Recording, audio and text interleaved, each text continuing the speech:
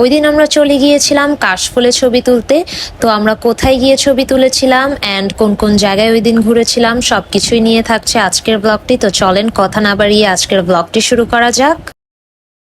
তো ফার্স্টে এখানে আমি রেডি হয়ে নিচ্ছিলাম আর আমি আমার মেকআপটা করে নিয়েছিলাম। এখন জাস্ট আমি অর্নামেন্টস পরছিলাম।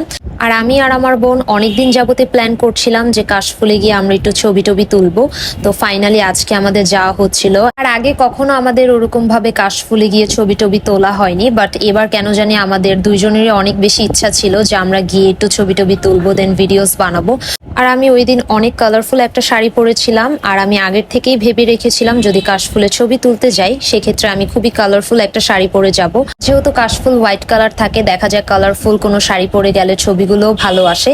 তো এখানে আমি একদম প্রপারলি কিন্তু রেডি হয়ে নিয়েছিলাম। তাই এইদিকে আমি আমার একটা ভিডিও করে নিলাম।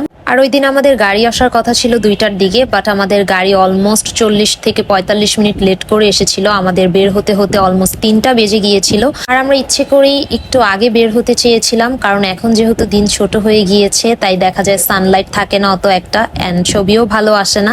সেক্ষেত্রে আমরা একটু আগে বের হতে চেয়েছিলাম যাতে আমরা ঠিক মতো সানলাইট পাই অ্যান্ড ভালোভাবে একটু ছবি টবি তুলতে পারি। আর ওই দিন আমার বোনের মেজাজ অনেক বেশি খারাপ ছিল, কারণ গাড়ি অনেক লেটে এসেছিল অ্যান্ড আমাদের প্ল্যান ছিল আমরা আগে বের হব। আমরা ওই দিন যাচ্ছিলাম হচ্ছে উত্তরার দিয়াবাড়িতে।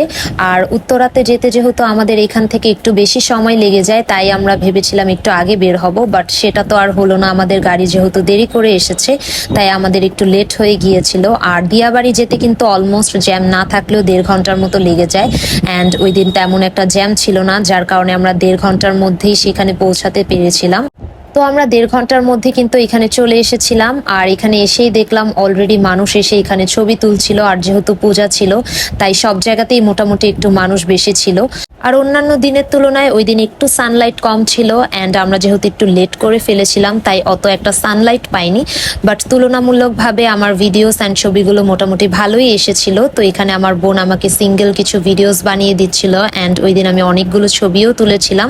আর এই জায়গাটার আশপাশের ভিউগুলো খুবই সুন্দর ছিল অ্যান্ড ওই দিন অনেক পরিমাণে বাতাস ছিল আর তেমন গরমও ছিল না। তো এখানে আমি আর আমার বোন মিলেও একটা ভিডিও বানিয়ে নিয়েছিলাম। আর যে কোনো জায়গায় ঘুরতে গেলে আমার আর আমার বোনের একসাথে পিক বা ভিডিও একটু কম থাকে, আমরা দুজনকে বেশি ছবি তুলে দিই বা সিঙ্গেল ভিডিওস বানিয়ে দিই, বাট দেখা যায় পরবর্তীতে দুইজনেরই একসাথে আমাদের ভিডিও বা ছবি তেমন একটা থাকে না। তো এইখানটাতে কিছুক্ষণ ছবি টবি তোলা হলে এখন আমরা একটু আশপাশে একটু ঘুরে দেখবো, কারণ এখানে আশেপাশেও খুব সুন্দর কিছু ভিউজ ছিল অ্যান্ড বিশেষ করে এই ভিউটা খুবই সুন্দর ছিল। আর এখানে চাইলে আপনারা নৌকাতেও উঠতে পারেন অ্যান্ড নিজেরাও নৌকা চালাতে পারেন। তো এখানে আমি একটু ভিউগুলোর ভিডিও করছিলাম। আর এখানে একটা ফুচকার দোকান দেখতে পেলাম, তো এখান থেকে আমরা হচ্ছে 2টা ফুচকা অর্ডার করলাম। তো ফুচকা টুচকা অর্ডার দিয়ে এখন আমি হচ্ছে এখানে বসে বসে আমার একটু ভিডিও করছিলাম। আর পেছনের ভিউটা কিন্তু খুবই সুন্দর ছিল। আর এখানে আমাদের ফুচকাগুলোও দিয়ে দিল। আর আমরা ফুচকাগুলো অনেক ঝাল দিয়ে বানিয়ে দিতে বলেছিলাম, তো এখন হচ্ছে ফুচকাটা ট্রাই করার পালা।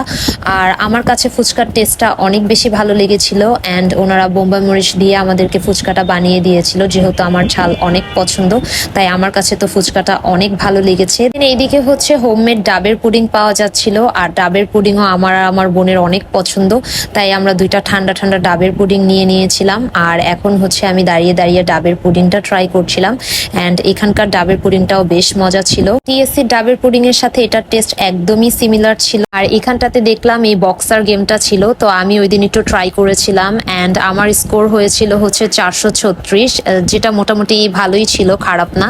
তো এইদিকে এখন আমরা গাড়িতে উঠে গিয়েছিলাম আর এখন আমরা ডিরেক্ট চলে যাব ধানমন্ডিতে। আর এদিকে অলমোস্ট বিকেল হয়ে গিয়েছিল আর এই জায়গার ভিউটা খুবই সুন্দর ছিল, তাই আমি একটা ভিডিও করে নিয়েছিলাম। আর ধানমন্ডি যেতে যেতে আমাদের অলমোস্ট সন্ধ্যা হয়ে গিয়েছিল, আমাদের 7টার মতো বেজে গিয়েছিল। আমরা 6টার দিকে বের হয়েছিলাম আর আমাদের 1 ঘন্টার মতো লেগেছিল ধানমন্ডি যেতে। আর আজকে আমরা খাওয়া দাওয়া করতে চলে এসেছিলাম ইয়ামচাতে, কারণ ইয়ামচার খাবার আমার কিছুদিন যাবত অনেক বেশি খেতে ইচ্ছে করছিল, তাই আমরা ভেবেছিলাম যে ইয়ামচাতেই আজকে খাবো।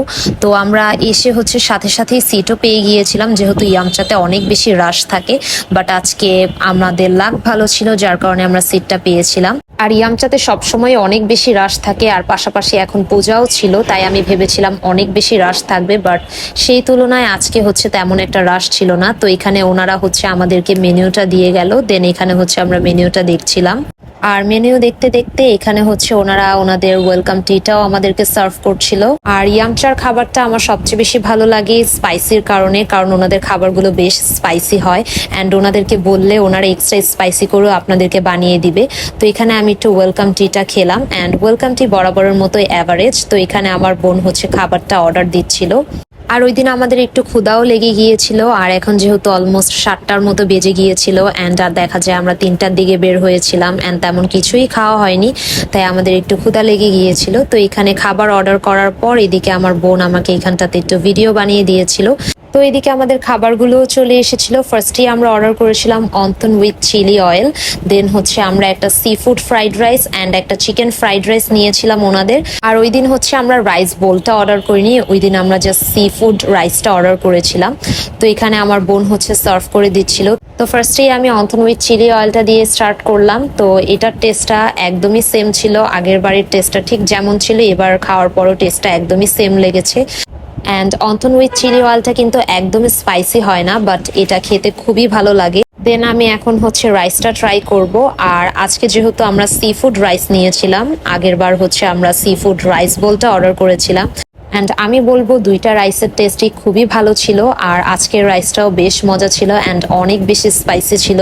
আর রাইসটা অর্ডার করার আগে ওনাদেরকে বলেছিলাম যাতে ওনারা এক্সট্রা স্পাইসি করে রাইসটা বানিয়ে দেয়, আর ওনারা একদম স্পাইসি করে রাইসটা বানিয়ে দিয়েছিল। যেহেতু অনেক বেশি ক্ষুধা লেগে গিয়েছিল আর খাবারের টেস্টও ভালো ছিল, তাই ওই দিন খাবার খেতেও বেশ ভালো লাগছিল অ্যান্ড সত্যি কথা বলতে রাইসটা আমার খুবই ভালো লেগেছিল।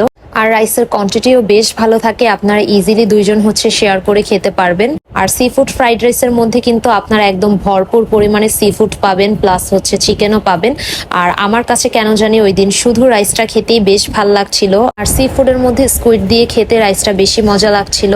আর এদিকে আমার খাওয়া দাওয়া মোটামুটি শেষ, আর খাওয়া দাওয়া শেষ করে এখানে আমি হচ্ছে সফট ড্রিঙ্কস খাচ্ছিলাম। আর ওনাদের যে ড্রিঙ্কসের অপশনগুলো যেহেতু এগুলো আগের বার ট্রাই করা হয়েছিল আর আমার কাছে তেমন একটা ভাল লাগেনি, তাই এবার নর্মালি সফট ড্রিঙ্কসই নিয়েছিলাম। এদিকে আমার বোন খাচ্ছিল অ্যান্ড আমি আমার বোনের একটু ভিডিও করছিলাম। আর আমার বোনের খাওয়া দাওয়া প্রায় শেষের দিকেই ছিল। দেন লাস্টে আমরা হচ্ছে একটা চকলেট ব্রাউনি অর্ডার করেছিলাম, তো এখানে আমাদেরকে চকলেট ব্রাউনিটাও সার্ভ করেছিল। আর আমার যেহেতু মিষ্টি অত একটা পছন্দ না, সত্যি কথা বলতে ব্রাউনিটা আমার কাছে একদমই ভালো লাগেনি, যদিও অন্যান্য খাবারগুলোর টেস্ট খুবই ভালো ছিল। তো এইদিকে আমাদের বিলটাও দিয়ে দিয়েছিল, দেন হচ্ছে আমরা ওনাদেরকে বিলটা পে করে দিয়ে দিলাম। আর বিল টিল দেওয়া হলে এখানে আমি আর আমার বোন মিলে একটু ভিডিও করে নিচ্ছিলাম। আর এখানে মিররটা খুবই সুন্দর ছিল, তাই আমি আর আমার বোন একটা ভিডিও বানিয়ে নিয়েছিলাম। আর আজকের দিনটা আমাদের ভালোই কেটেছিল। তো আজকের ব্লগটি এ পর্যন্তই, আশা করি ব্লগটি আপনাদের কাছে ভালো লাগবে। আল্লাহ হাফেজ সবাইকে।